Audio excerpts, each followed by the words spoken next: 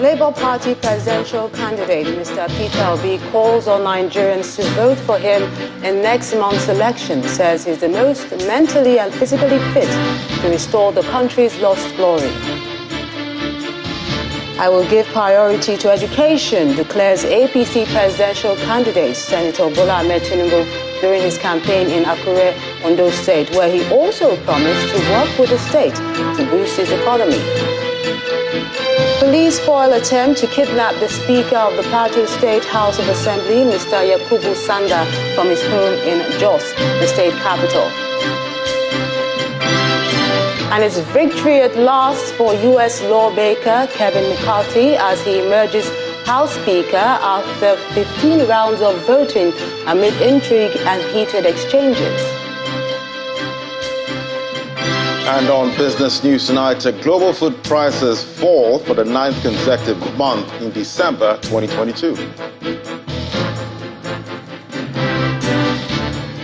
On sports news tonight, Didier Deschamps confirmed he will remain as France coach until the 2026 FIFA World Cup after leading the team to the final of the last two editions.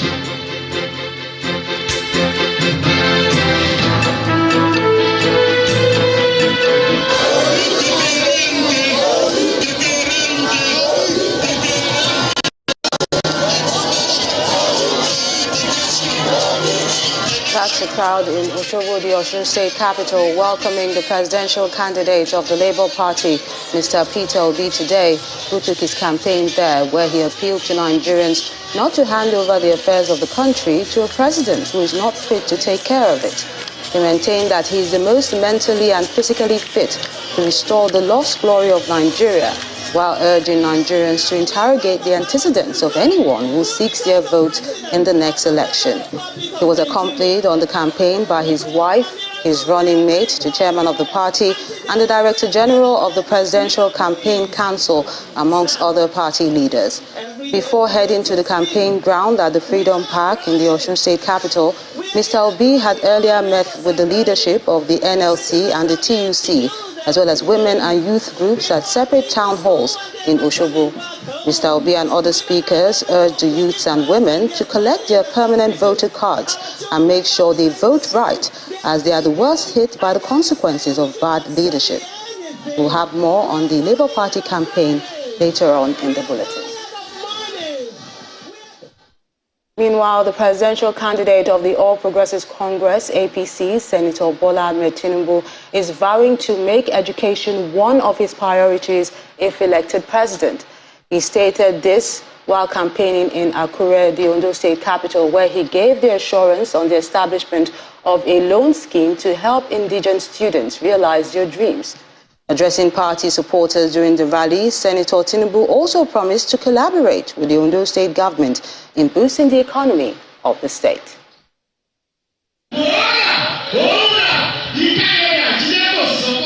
The MKO Abiola Democracy Park in Akure, the Ondo State capital, is filled with top officials and loyalists of the All Progressives Congress as the campaign trail of the party's presidential candidate makes a stop in the Sunshine State.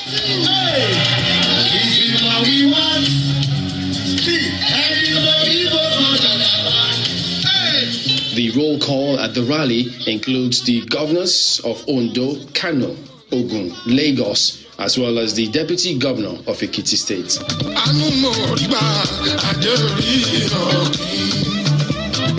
Also present are former Governor of Ogun State, Senator Osun, and that of Osun, Mr. Agboyega Oyetola, as well as former and serving National and State Assembly members.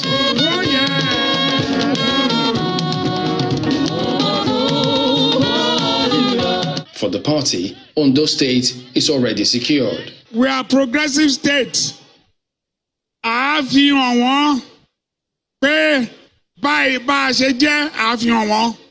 We will show them who we are come February. Let's vote en masse to show them who we are. We will vote Asiwaju.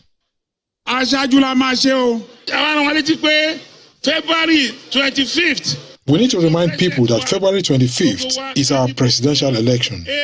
All of us must vote for APC en masse in all elections. Assembly at the presidential candidate Everybody vote for Jagaban. DJ Kodak.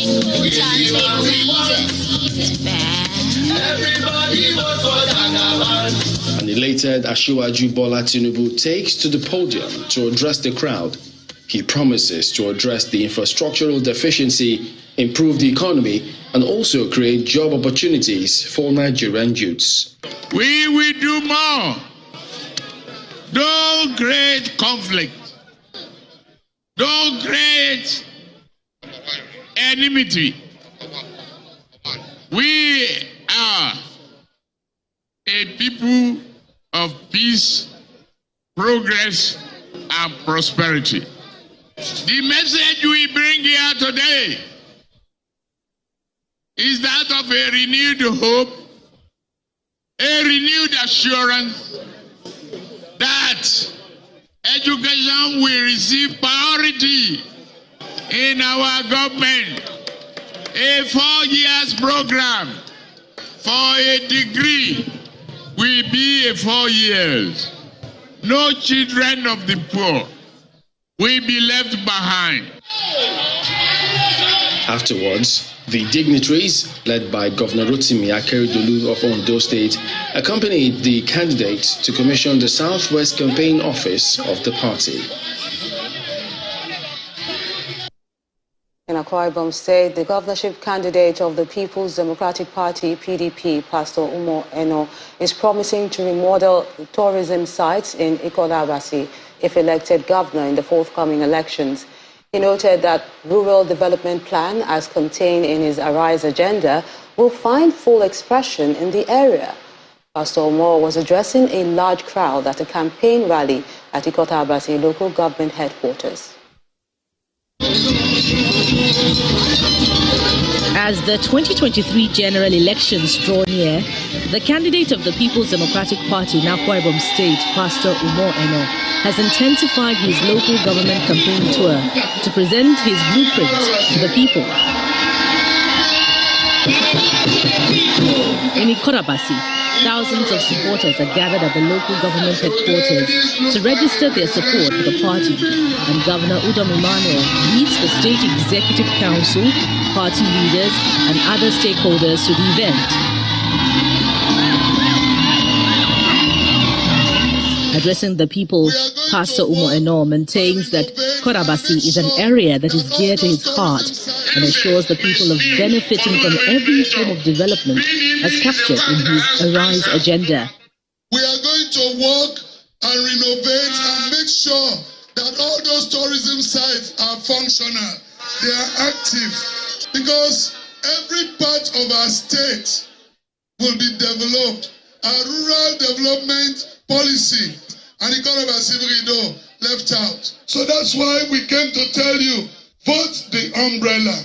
Governor Emmanuel thanks the people for the support he has enjoyed throughout his tenure and appeals to them to extend the same to Pastor Umo Eno, whom he describes as a man of peace. Let me reassure you, and I know you are all aware, even last week, I've released money as a governor for us to provide remedial and immediate action so that the Federal University of Technology in Ikola-Abasi can commence immediately. And I have the full assurance of the Minister of Education that Federal University is going to commence with immediate effect. Pastor Eno plans to tour all 31 local government areas of the state before the general elections.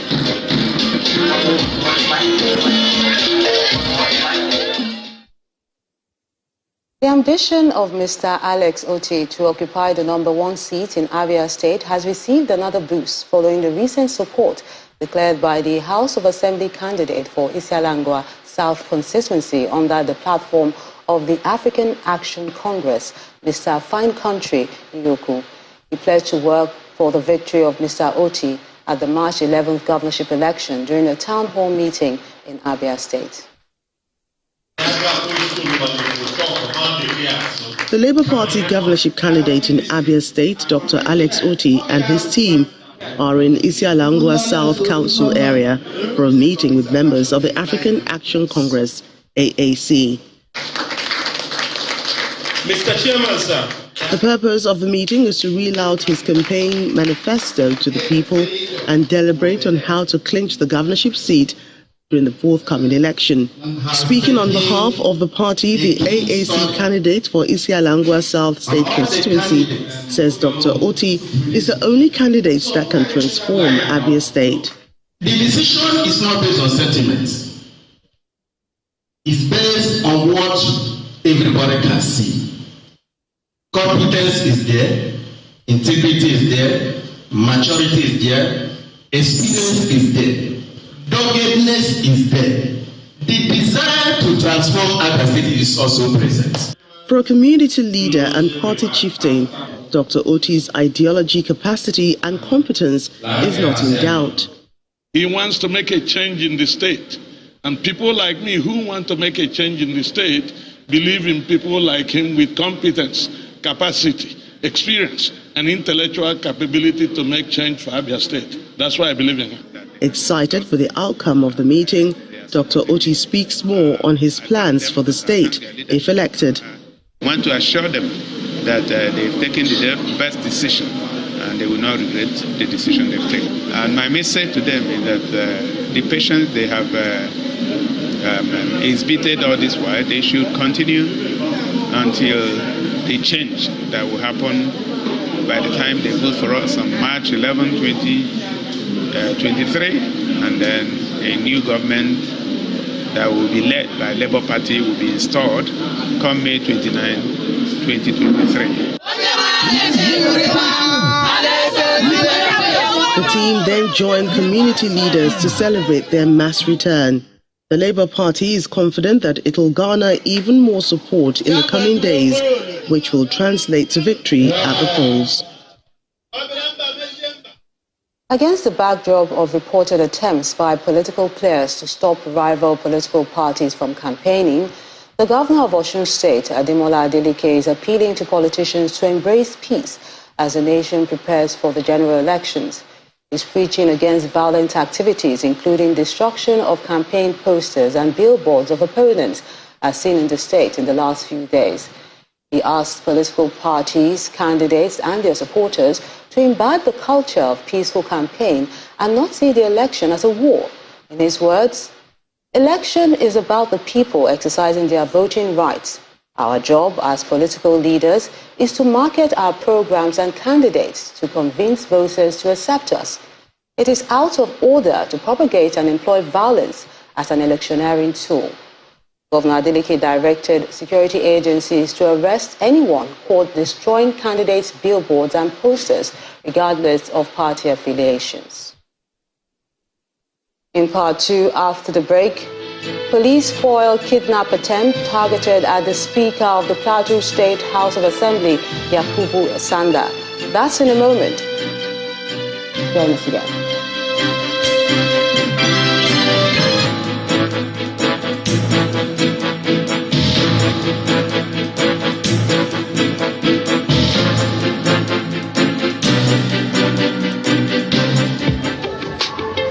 This is what they call 21st century. When my customer say I want to use POS, I will just bring out my phone, open the application, use this, press this code. I don't have anyone that using POS anymore.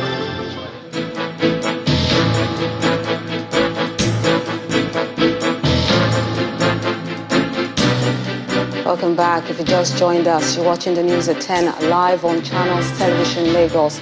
A reminder of our major stories. Labour Party presidential candidate Mr. Peter Obi calls on Nigerians to vote for him in next month's election, says he's the most mentally and physically fit to restore the lost glory of Nigeria. I will give priority to education, declares APC presidential candidate Senator Bola Ahmed Tinubu during his campaign in Akure, Ondo State, where he also promised to work with the state to boost his economy. Police foil attempt to kidnap the Speaker of the Plateau State House of Assembly, Mr. Yakubu Sanda, from his home in Jos, the state capital. And his victory at last for U.S. lawmaker Kevin McCarthy as he emerges House Speaker after 15 rounds of voting amid intrigue and heated exchanges.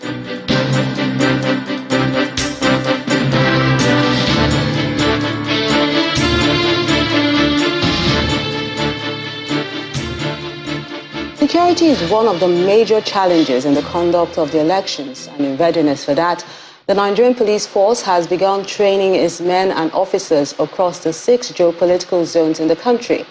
Inspector General of Police, Mr. Usman Alkali Baba, who was represented by the Commissioner of Police in charge of training, Mr. Stephen Olanriwaju, at the exercise in Abuja, notes that the police force is determined to ensure that the elections are peaceful.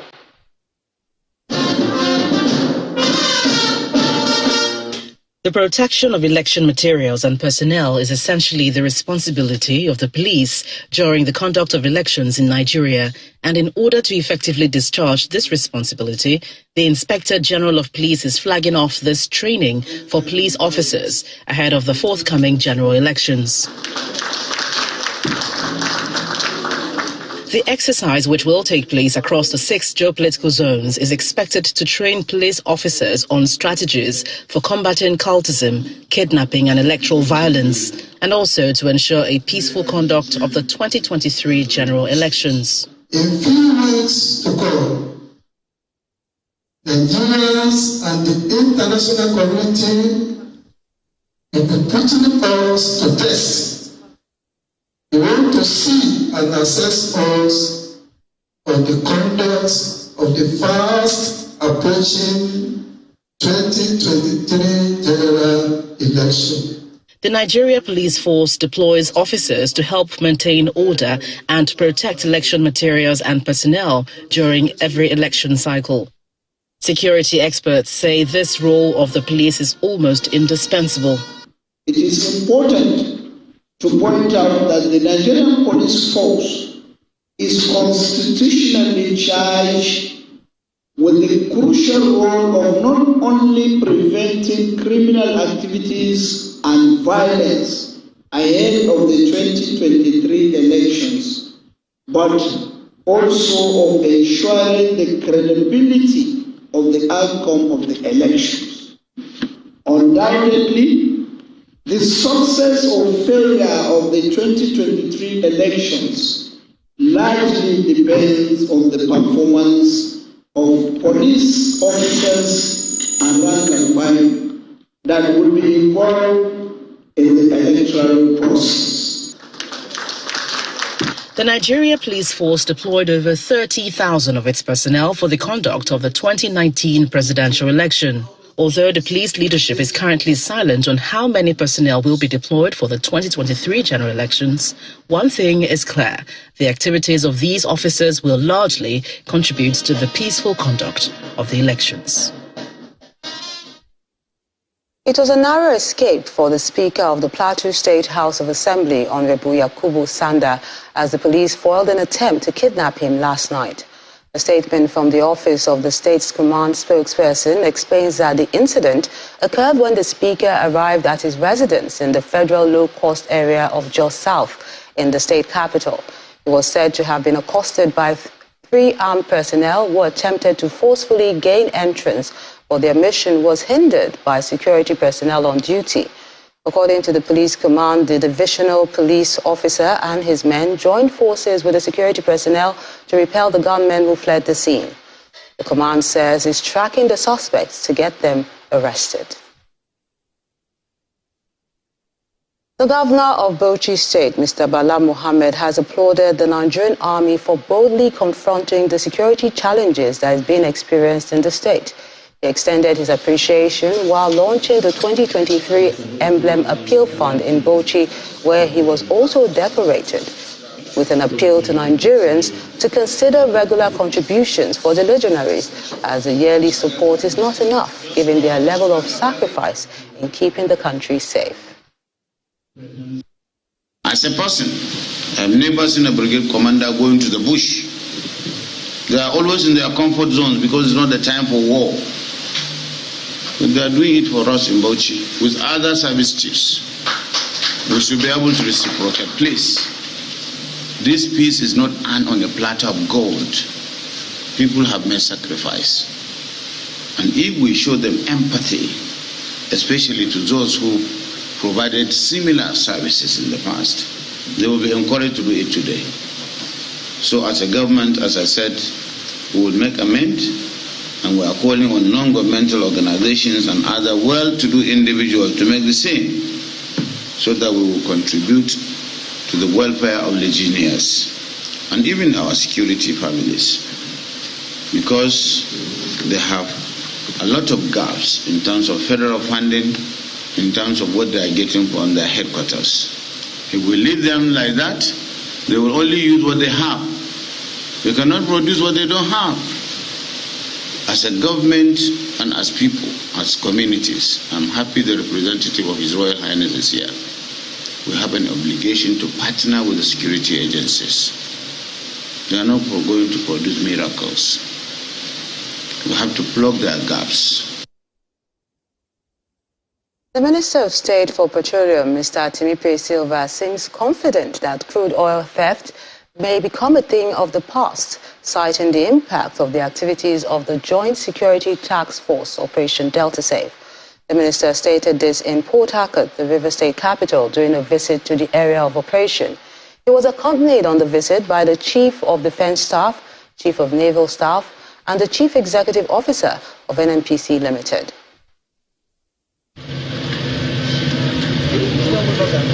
The Nigerian Air Force base in Port Harcourt is agog as men and officers of the Nigerian Armed Forces await the arrival of the Chiefs of Naval and Defence Staff, the Minister of State for Petroleum Resources, and the CEO of NNPC Limited. They are on an operational visit to the area of inspection for Operation Delta Safe, which covers the whole South-South region.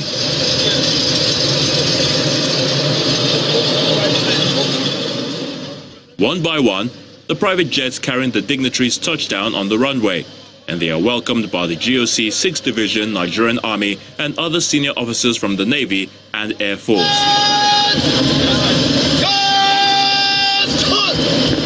There is an inspection of the guard before the dignitaries then pay a visit to the naval base, NNS Pathfinder, where Mr. Timipe Silva conveys the satisfaction of the President to the troops, before he is conducted around the jetty by the commander. Today, I am happy to announce that I am back again with word of commendation from your Commander-in-Chief that he has noticed and acknowledged the effort that you have made to ensure that crude oil theft is stopped. Then they return to the Air Force base for a quick inspection of the aircraft. Speaking to the press, the Chief of Defence Staff, General Lucky Irabo, says illegal crude oil bunkering has been significantly reduced, while the Chief of Naval Staff provides an update on the arrested rogue vessel, MT Heroic Idun. What this has indicated is that there's a need for everyone to have his hand on the plow. It's a collective effort which, more or less validates that position that together we will win. And I think we're winning. The ship and its crew will be arraigned in High Court here in Port Harcourt for trial. And majorly is to discourage any would-be saboteurs, both within and without a great country that come to steal our common patrimony. When quizzed on the spate of fuel queues and high cost of petrol, the NNPC and the NMDRA bosses explained it is due to a distribution problem which is being fixed. We know there are logistic issues. We are aware that pricing today is a very, very challenging situation. We are working with the partners and the marketing companies so that a balancing can come, so that this normalcy will come. Supply is not the problem. What we have problem, like we said last week when we had a press review, or that of distribution. Even the aspect of distribution is mainly concerning the marine movement, where the marketers are paying more for to charter a shuttle vessel to move product from offshore Lagos to Calabar, Warri, Port Harcourt, Ogara, and even Lagos to Lagos. So that's one of the major issues that we have. Operation Delta Safe is a joint security task force operation in the South-South with the specific task of curbing crude oil theft in the oil-rich Niger Delta of the country. 20 days, that's what the federal government says is left to complete work on the Kara axis of the Lagos-Ibadan Expressway. This is according to an official of the Federal Ministry of Works and Housing who says government feels the pain of motorists and is working fast to complete the job, latest by March. Our correspondent Timothy Crown Adevibibi has this report. The new year 2023 and the barricades are back at the Lagos end of the Lagos-Ibadan Expressway, and that with the traffic that they bring. And this is just as motorists and commuters are beginning to enjoy the ease that a smooth traffic brings. From this point on is a smooth ride, but before getting here is a tug of war. This traffic jam is one that motorists don't seem to be comfortable being caught in. It's bringing a lot of pain, not just some pain. It's bringing a lot of pain. You see, cars don't need to be in hold up. The engine spoil is there. There are calls for a speedy completion of this project, which they consider is taking forever to finish. They should just do something about this road. Well, I've been on this road for the past how many years, and there's no solutions to it. It's so bad. They should just quickly find a solution to it. January the 15th was the date given for work to resume on this road, but the Federal Ministry of Works and Housing says the early resumption is to catch up with time. No, we are not really resumed. You know, before we went on for the ULITAD, we had to open this place for use.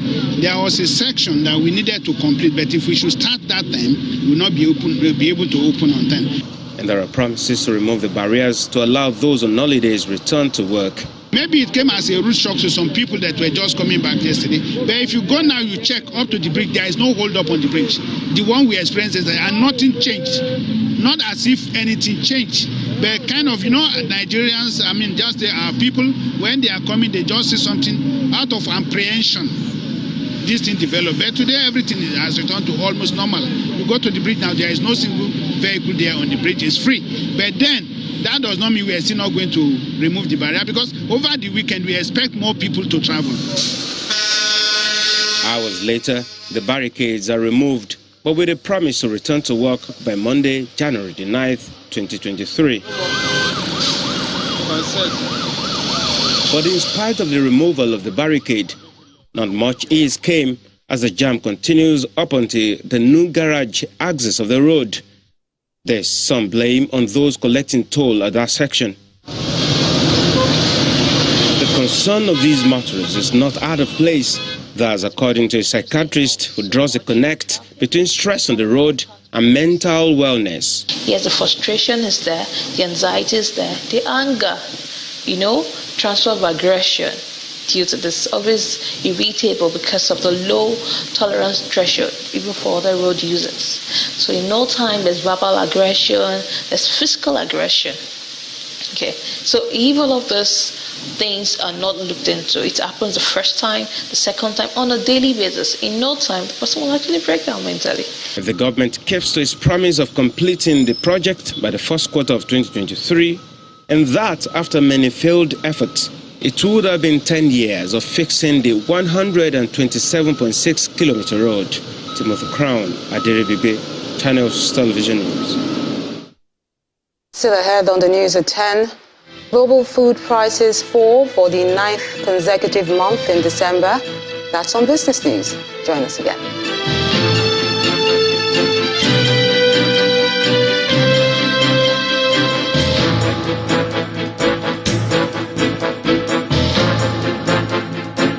Welcome back. Nigeria's population is projected to hit over 450 million by the year 2050, a projected population that will rank the country as the third most populous in the world. This projection is already generating some concerns given its implications, one of which is the challenge of food security, especially since the country's agricultural potential remains underdeveloped. Added to this is that macroeconomic instability, skills shortage, unfriendly business environment and infrastructure deficit hamper productivity and growth in the non-oil sector.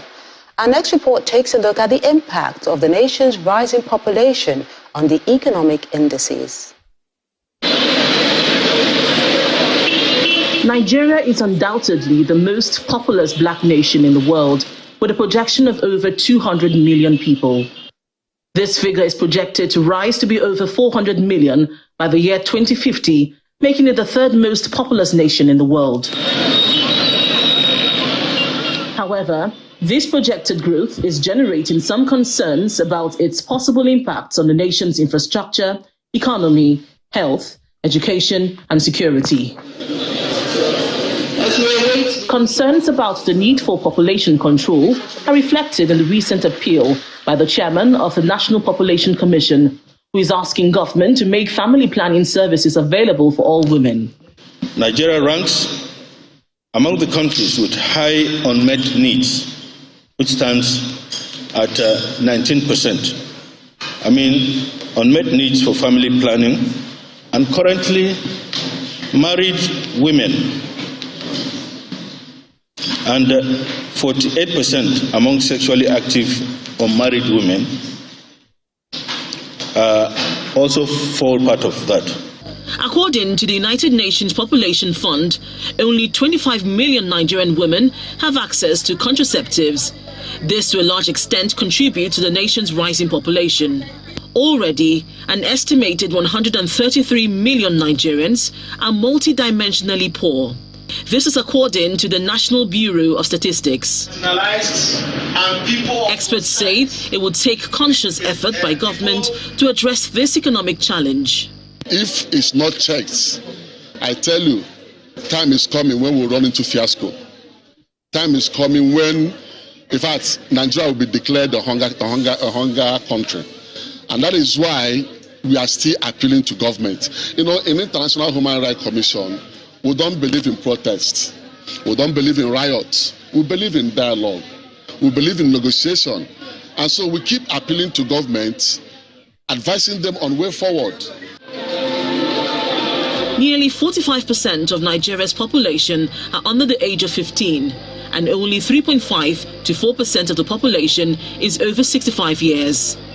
The nation's huge population, which could have been an asset, has now become a source of concern for many. I am not saying that increased population is wrong. I'm saying increased population that is not commensurate with economic growth is wrong, because you have countries like Japan that are also suffering from low population growth rate. They want their population to grow. So there is a lot of benefit of having high population. But when economy is missing, then there is a lot of challenges. That is what we're facing as a nation. That is why people are creating wrong economies. That is what we call economic bad. You have seen banditry fast turn into an economy, because these people believe they should have access to a few things. Some may be rooted in religious activity, but we have seen that kidnapping and banditry has gone beyond religious belief. It's now business for some people, and I hope authority will do something about it in no time. With renewed policies backed by action, experts say Nigeria could experience a population growth that is well cared for, with a significant number of people who will bring their expertise to bear for national development. Now to some company news. Telecommunications giant Globacom has handed over the key to a 3-bedroom bungalow to a lucky subscriber and winner of its Season of Joy promo in Enugu State. At the presentation ceremony, the elated beneficiary, Mr. Chinonso Okoro, described the upliftment as a typical case of moving from grass to grace. He says the gift is the first house in his name, explaining that he was sleeping in a hospital before receiving the keys to his new home.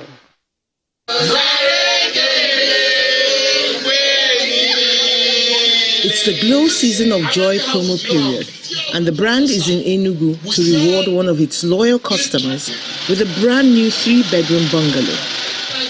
The selection process was conducted by the National Lottery Commission, and their representative is here to testify to the integrity of the process that saw Mr. Chinonso Okoro's emergence as winner. My office stands for lottery. Lottery done the right way. And we are proud to be associated with Glow Company. because they have been doing all their promos the right way. The winner arrives at the venue with friends and family members to witness the ceremony. Congratulations once more. The house is officially commissioned for use, and he gets his keys and the certificate of winning. He tours the house in joy, thanking Glo for the upliftment. I want to say, may God keep blessing them. Glo will become the best in the whole world, not just Nigeria or Africa. The whole world, they are the best. The regional sales manager of Glo reiterates the brand's commitment to uplifting and improving the well-being of its customers. Let's say a great percentage of his problems are already solved. So Globacom, looking at our subscribers, we want to give back. It's a Glo Festival of Joy program, and this is a festive period too, and those are the reasons why we are doing this today. He speaks on the benefits of the Season of Joy promo and how customers can participate to win. Rush to the nearest either Glo World or anybody who does SIM registration for Globacom, get a Glo SIM card, activate it, and start recharging. Then subscribe by dialing *611# and then recharge for whatever category you want to play. You then start recharging in that category, so that you can participate and be a lucky winner. The Glo Festival of Joy is designed to make 20 lucky subscribers landlords, just as 24 of them will win brand new cars across major cities of the nation. Other prizes are up for grabs as well.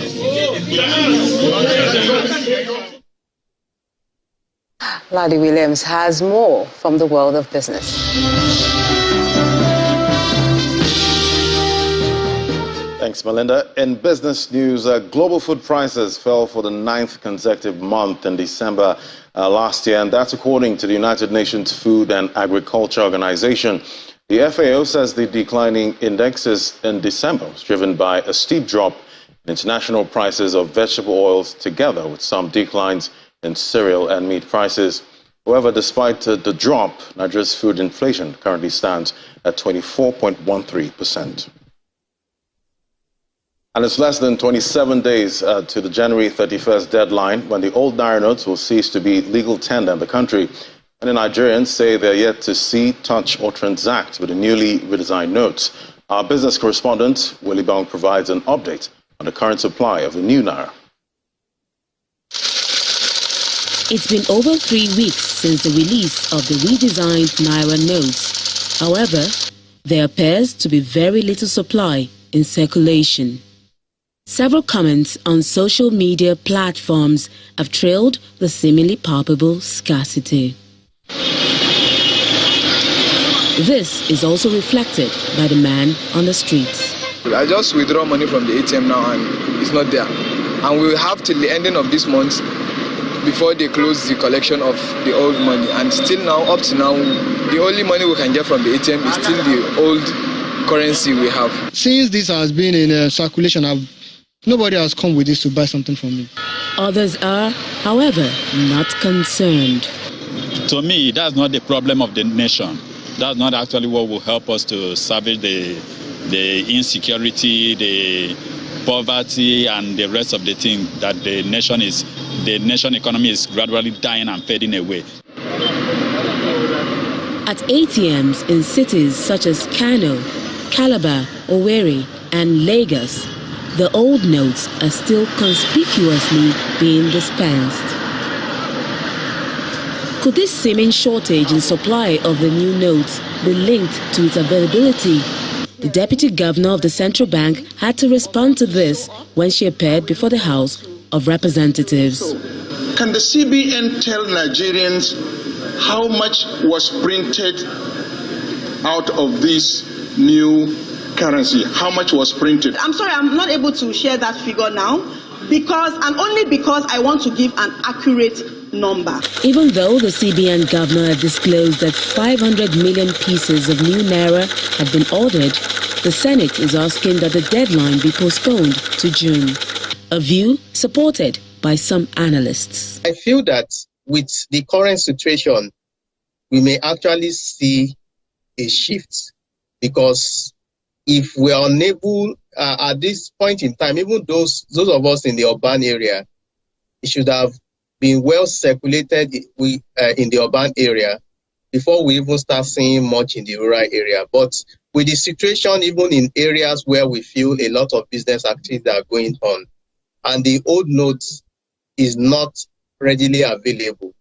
So there will be, I feel that there will be that when CBN assess towards the end of the expiration of the old notes, they may not have any choice than to move it. There are also allegations of fake notes, which has led to distrust of the new naira.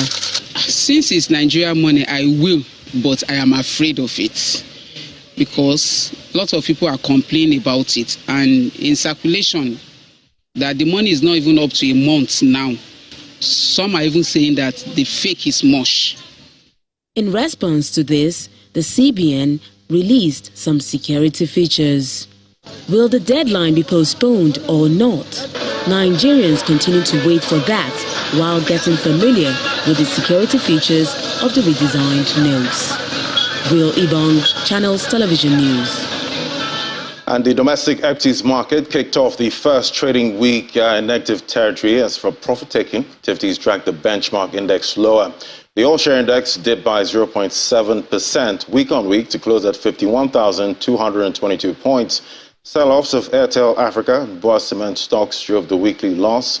Looking at the activity levels, the total volume traded declined by 51.0%, while the total value traded decreased by 43%. Except for the industrial goods index declined, all other sectoral indices recorded gains. John Holt topped the gainers chart for the week, while champion breweries led the decliners. The trio of FBN Holdings, Boa Cement and GTCO contributed 48.85% and 63.35% to the total volume value traded in the week. And that's business news. Back to Melinda with the rest of the news.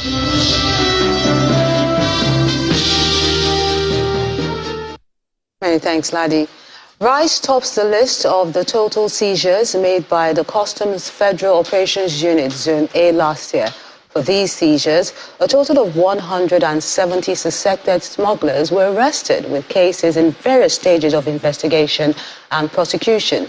Speaking with journalists at Ikeja, Lagos, the acting controller of the unit, Hussein Ejibunu, explains that their operations will be driven by technology, vigor, and intelligence gathering this year.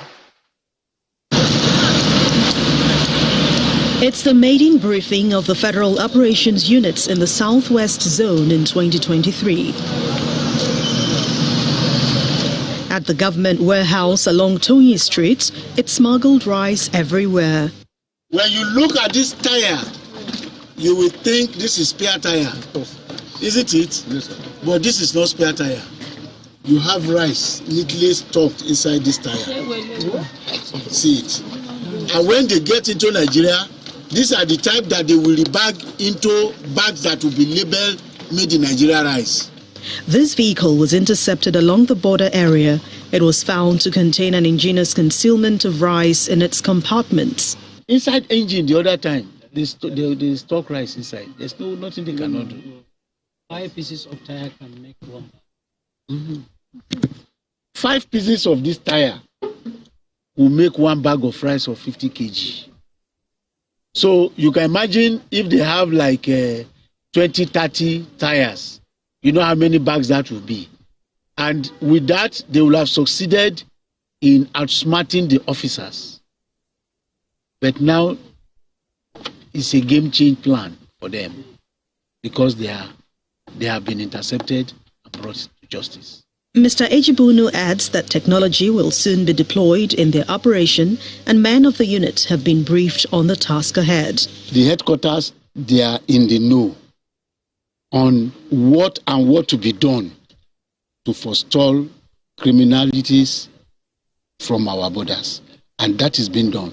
There's an office here now that a tracking device for containers has already been installed. Equally to at the border, they are looking into the possibility of getting those facilities to make sure that even right from where those things are coming from, they will identify and notice what is coming in. While some of these items were intercepted over shortfall in duty payment, cannabis sativa, cartons of shoes and used tires, amongst other products, are outrightly seized and forfeited to the federal government. And for what's happening in the world of sports, here's Ayotunde Balogun.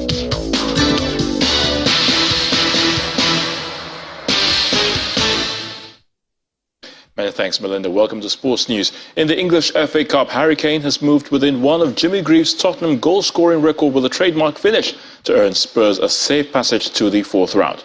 Kane has now scored 265 Spurs goals, one behind the legendary Greaves. The Championship strugglers Blackpool humbled Premier League side Nottingham Forest 4-1. Anas Zaroury and Emmanuel Benson have both scored twice as the Championship leaders Burnley stunned Premier League strugglers AFC Bournemouth 4-2. League One side Sheffield Wednesday pulled off a memorable shock as they knocked out Premier League's third-place side Newcastle United. Crystal Palace, Leicester City, Brighton, Fulham and West Ham United all progressed to the English FA Cup fourth round. Didier Deschamps has confirmed that he will remain as France coach until the 2026 FIFA World Cup after leading the team to the final of the last two editions. Deschamps' contract expired after the World Cup in Qatar, where France lost to the Albiceleste of Argentina in a penalty shootout after a thrilling final last month. He will now oversee France's qualification campaign for Euro 2024 in Germany before focus is turned back to the qualification for the 2026 FIFA World Cup, which will take place in the United States, Canada and Mexico. Roberto Martinez has reached a verbal agreement to become the new head coach of Portugal's national team. Well, the appointment of the 49-year-old Spaniard is on course to be finalized by the end of next week. Martinez, who has received interest from elsewhere in club and international football, is a free agent, having left his role as Belgium head coach after the 2022 FIFA World Cup in Qatar, which ended in a rather disappointing.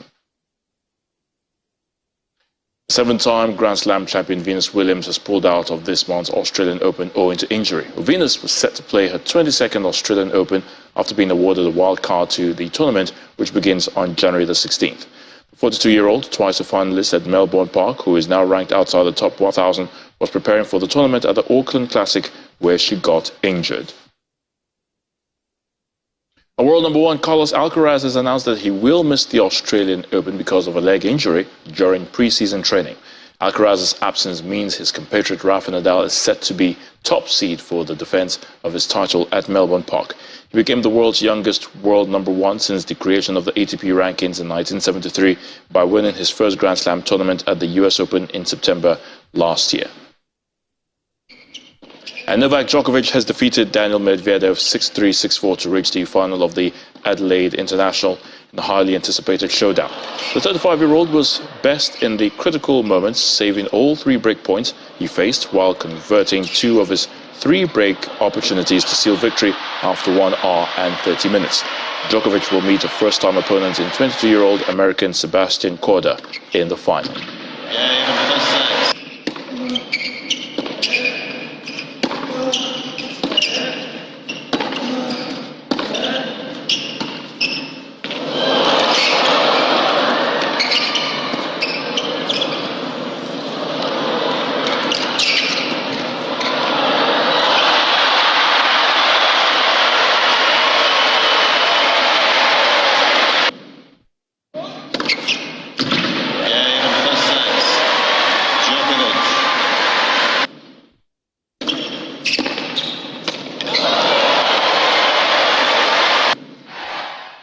That's Sports News. I'm Ayotunde Balogun. It's back to you, Melinda.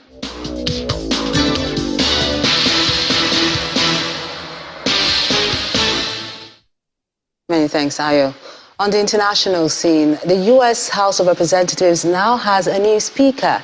Kevin McCarthy was elected early this morning after heated exchanges which almost saw fellow Republicans come to blows.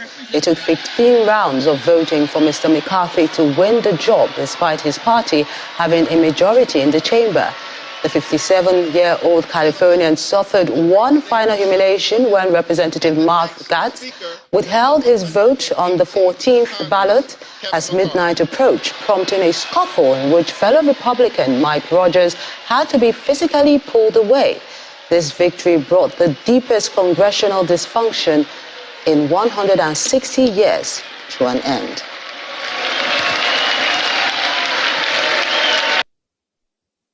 For all the wives and husbands, children and parents who are watching, a loved one to be sworn in, I knew it took a couple extra days. I'll be honest, it's not how I had it planned. I want you to remember this moment. Take it in. Your loved ones are about to make history. My colleagues and I thank you for your understanding, your sacrifice, and we will work every day to make you proud.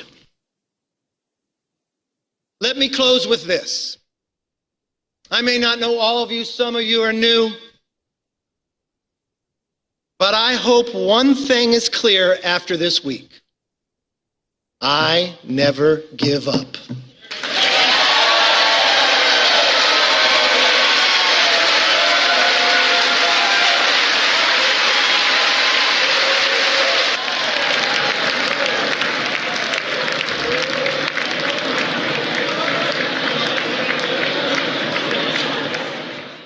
Officials have accused Russian troops of opening fire in several areas in spite of a ceasefire order by Russian President Vladimir Putin. A Ukrainian rescue worker was killed in the Russian strike. The Kremlin had ordered a 36-hour unilateral ceasefire to coincide with the Orthodox Christmas. Kiev is concerned that Moscow might use it to reinforce troops. However, Russia's defense ministry insists it's observing the truce along with the entire line of contract. It says its forces had only returned fire during the ceasefire when the Ukrainian army had attacked Russian positions. To politics back here in Nigeria, a faction of the Action Alliance led by Mr. Adekunle Omoaje is threatening to pass a vote of no confidence on the chairman of the Independent National Electoral Commission, INEC, Professor Mahmoud Yakubu, for allegedly refusing to recognize Mr. Solomon Okanigbagun as its presidential candidate. Mr. Omoaje is accusing the commission and the chairman of disobedience to the court order he says has stopped INEC from recognizing Mr. Kenneth Udezi as the national chairman and Major Hamza Al-Mustafa as its presidential candidate. He was addressing journalists at the inauguration of the Presidential Campaign Committee for Mr. Okanigbagun in Abuja. I'll return to one of our top stories and listen to the presidential candidate of the Labour Party, Mr. Peter Obi, and who went to Osogbo, the Osun State capital, for his campaign today, and his running mate, Mr. Yusuf Ahmed, where they went to tell the people why they should vote for them in next month's elections. He said that he will restore the lost glory of Nigeria while urging Nigerians to interrogate the antecedents of anyone who seeks their vote in the election next month.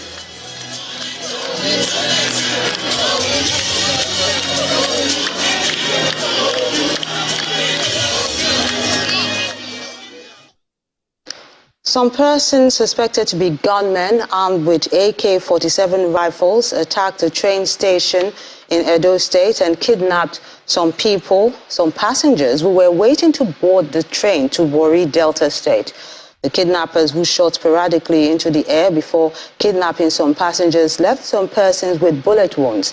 The area commander, Irua DPO, Ugwegem Division, and men have visited the scene of the crime with members of the Edo State Security Network, local vigilante and hunters in order to protect the lives and properties of the other passengers. Bushcombing operations have commenced in order to rescue the victims and arrest the fleeing kidnappers.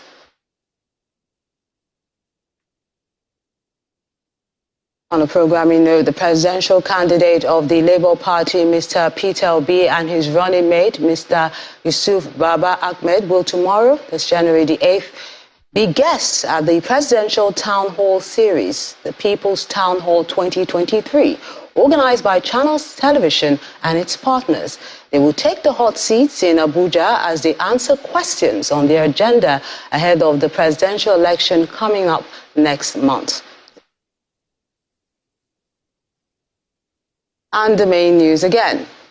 The Labour Party presidential candidate, Mr. Peter Obi, took his campaign to Osogbo, the Osun State capital, where he urged Nigerians to vote for him in next month's election. He said he is the most mentally and physically fit to restore the lost glory of Nigeria.